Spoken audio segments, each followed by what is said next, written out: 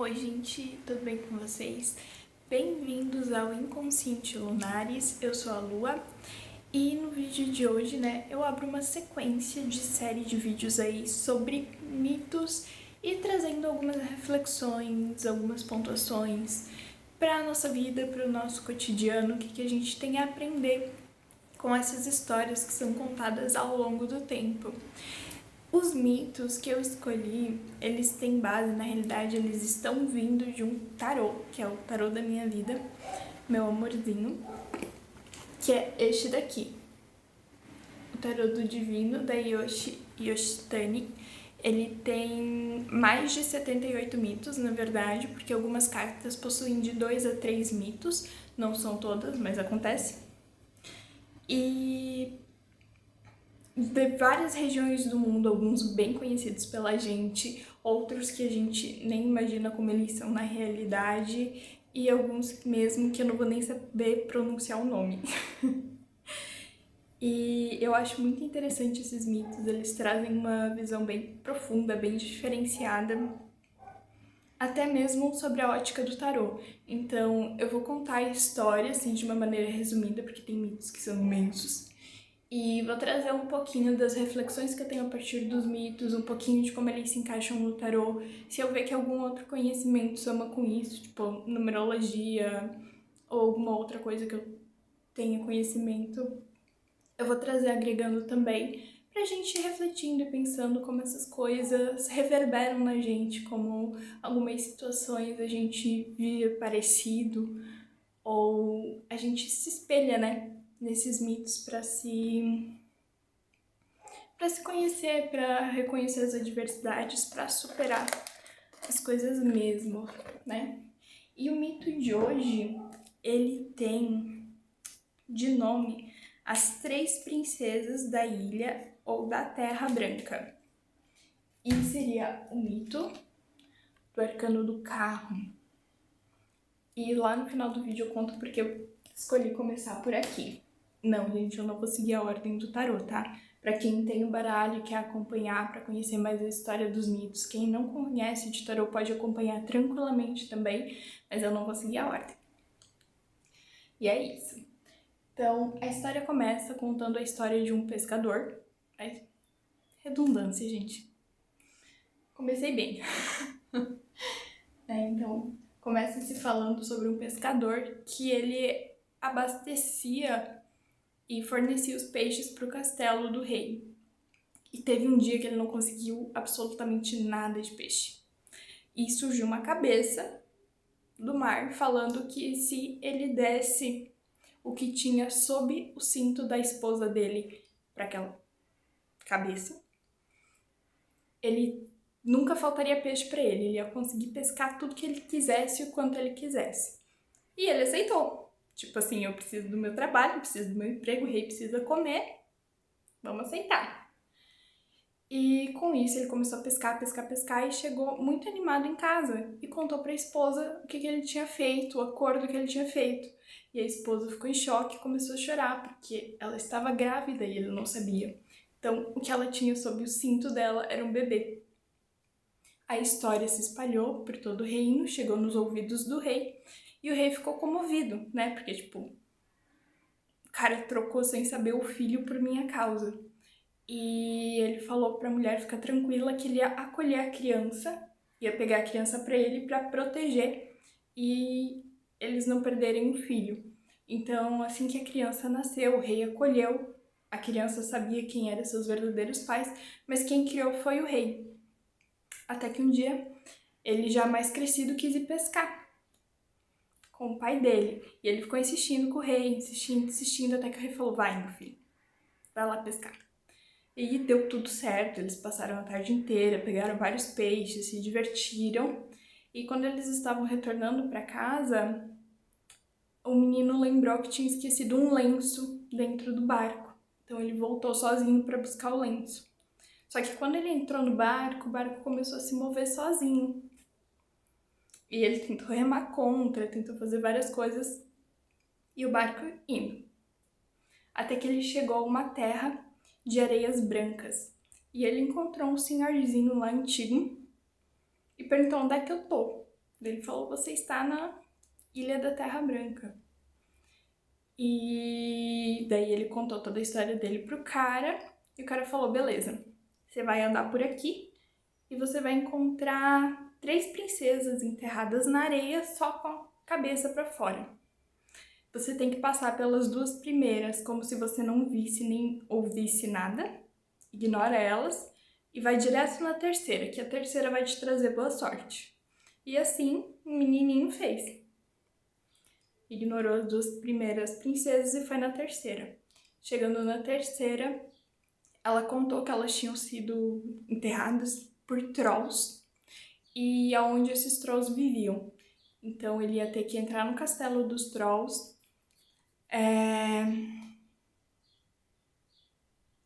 e ser açoitado uma noite inteira.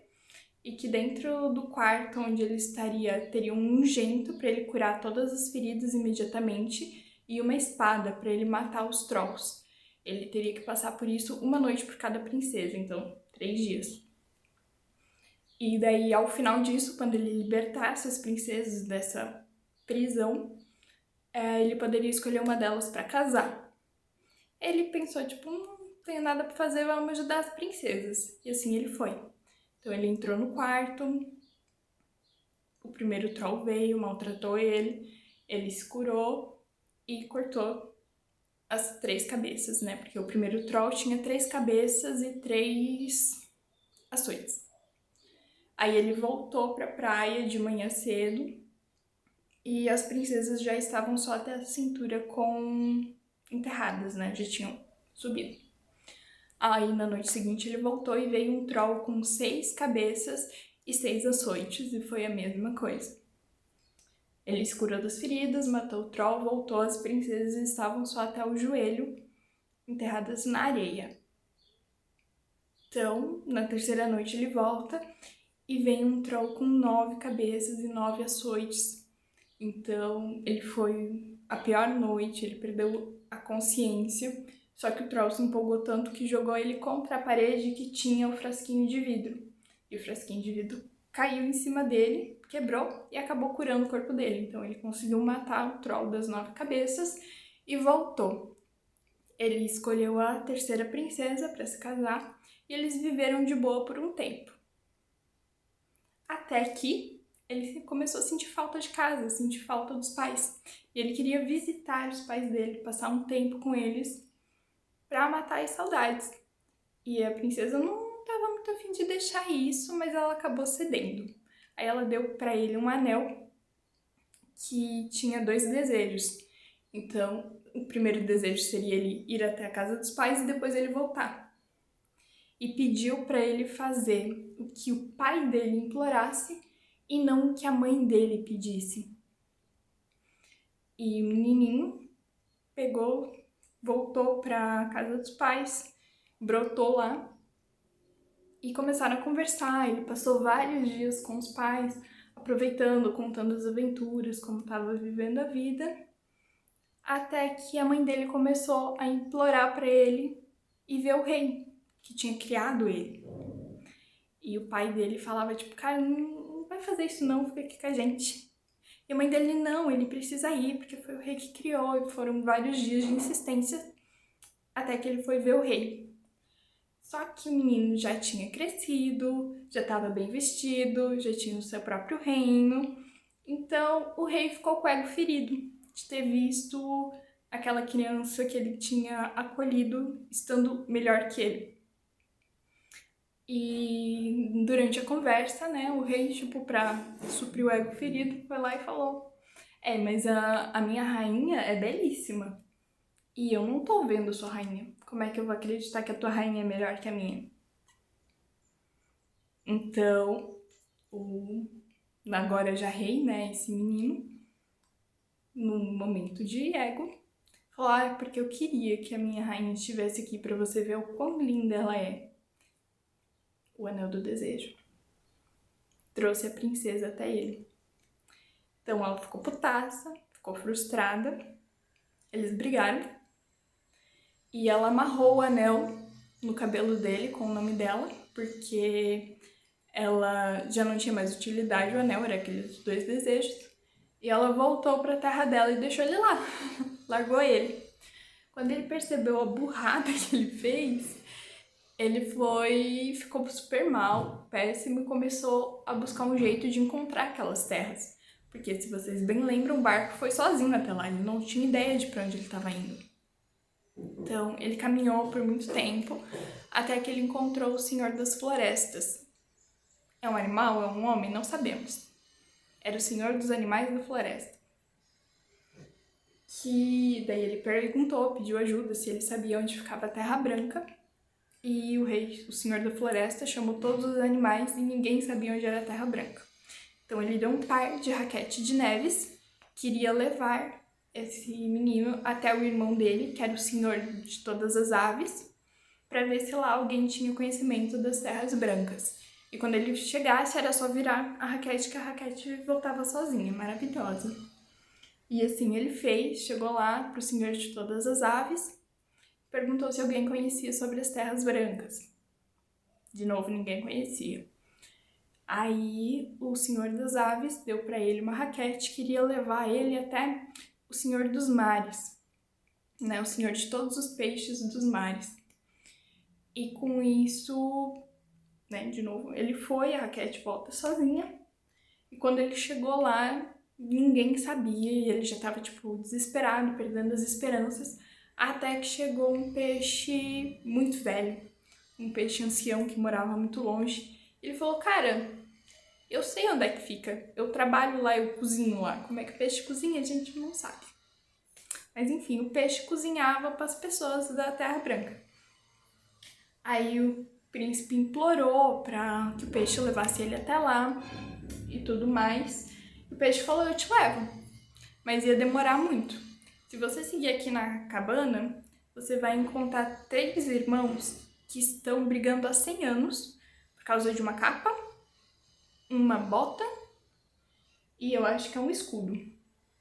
É, a capa, a bota e o escudo. E quem possui esses 3 itens se torna invisível e pode desejar ir para qualquer lugar.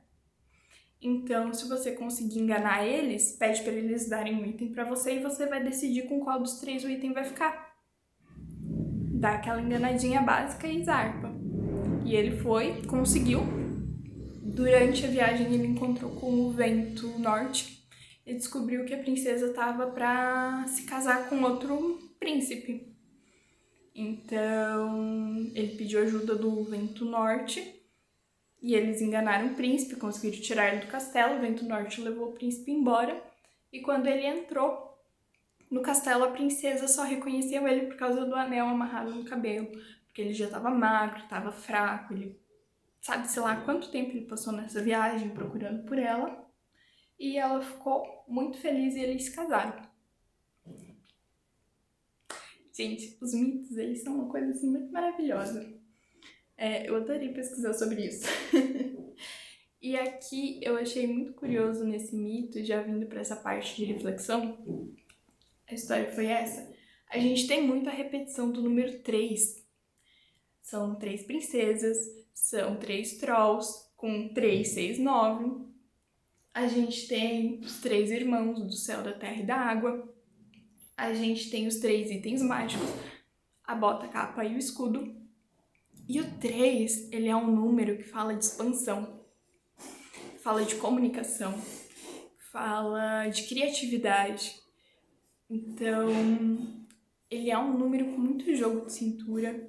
Ele é um número que também traz a questão da superficialidade. Então, quando às vezes a gente escorrega e perde o senso de profundidade das coisas, acaba sempre ficando no superficial, naquilo que é... Não é que superficial não tenha valor, entende? Mas muitas vezes a gente se perde naquilo que não preenche a gente. Tipo aquela discussão por ego, que ele escorregou bonito ali e perdeu a princesa. Pois é. Então eu achei muito interessante essa repetição, sempre essa triplicidade, né? O 3 também tem essa questão mágica do tríplice, né? O triângulo, essa conexão com a espiritualidade, essa conexão com o divino. e não se sabe até hoje quem foi que pediu por ele, né? Então ele sempre foi muito guiado. Ele foi levado no barco, ele foi levado pelas raquetes mágicas. Então existe essa questão de ouvir algo além para se orientar no seu caminho. E às vezes a gente faz umas besteiras. Então eu achei muito interessante essa questão do 3, né? Essa sempre multiplicidade. Também trazendo, né, o primeiro desafio dele, essa comunicação, essa interação, essa expansão. O segundo número é um 6, que fala da harmonia, fala da beleza, fala da família. E depois a gente vem com um 9, que fala do social como um todo e também é um número de finalização. Então é como se ele tivesse escalonado os desafios na caminhada dele. Ele tem o primeiro desafio com 3, ele romper a barreira dele mesmo e ir pro outro. A gente tem o desafio dele romper com a família, né? Essa expansão para além da família, do que é familiar, né? Do círculo onde você vive. E depois a gente tem esse 9 trazendo essa finalização, ele atingindo um todo, ele superando um todo, ele acolhendo um todo. Então eu achei isso muito interessante também. A parte que ele perdeu a princesa por ego, né, pela comparação. Então, ele tinha conquistado muitas coisas, ele já tinha passado por muitos desafios, ele já tinha sofrido fisicamente, mentalmente, emocionalmente. Então, ele tinha tudo. E ele perdeu nessa questão da comparação com o outro rei. Trazendo, né, esse muito de quantas vezes a gente acha que o que a gente tem não é bastante, quantas vezes a gente se perde em ter que provar para o outro que o que a gente tem valor, sabe? Ele sabia o valor daquilo que ele tinha, por que ele precisava provar para o outro rei? Por que ele precisava entrar nessa disputa de comparação? Então, isso eu acho que é um ensinamento muito bonito dessa carta, para mim é o principal ensinamento, assim, porque você vai, você luta, você conquista, você supera as adversidades e ainda assim ele perdeu tudo, mas ele percebeu o erro dele e ele correu atrás para consertar isso. Entende? Porque ele podia ter ficado só parado lamentando, mas não. Ele fez coisas inimagináveis para reconquistar aquilo que ele queria. Porque no fundo ele sabia o que era importante para ele. Então, existe essa coisa, né, de muitas vezes a gente acha, agora eu aprendi e é isso, mas não. Às vezes a gente cai aonde a gente menos espera. E não foi o cair que definiu ele, foi o desejo dele por aquilo que ele sabia que era importante para ele. A princesa, o reino, a felicidade que ele tinha ao lado dela. Então, isso para mim foi assim, ele caiu, ele errou, ele reconheceu o erro e ele não ficou se lamentando, ele foi atrás de consertar isso. Então acho que isso é um grande ensinamento desse mito. E o peixe, né, que é literalmente esse peixe aqui, ó, que ajudou ele e sabia onde é que ficavam as terras brancas. Ele é um lúcio, sim, o nome do peixe é lúcio. E ele é um tipo de peixe muito agressivo, porque ele tem que lidar com... Ele divide, né, comida com predadores muito maiores que ele. Então, ele é um peixe agressivo e ele é do tipo que espera imóvel pela presa e quando ela passa, ele dá o bote muito rápido. Ele é muito certeiro. E isso também é muito interessante no Arcano do Carro, que fala da gente controlar os nossos impulsos. E a gente tem um mito que fala sobre essa perca do controle pro ego. E a gente também tem isso na cabana com os 3 irmãos que estavam brigando há 100 anos. E ele chega, tipo, dando o bote corretamente para conseguir aquilo que ele deseja. Então isso também é muito, muito interessante, né? Ser justamente esse peixe que sabe o momento certo de agir, que espera a oportunidade para fazer o movimento e seguir em frente. Isso é muito sobre o que o carro fala. O carro, ele é um arcano que fala da gente conseguir andar pelo caminho do meio, sem ceder por um impulso nem para o outro, né? Nem para o excesso e nem para a falta. Então, é essa flutuação que traz o movimento.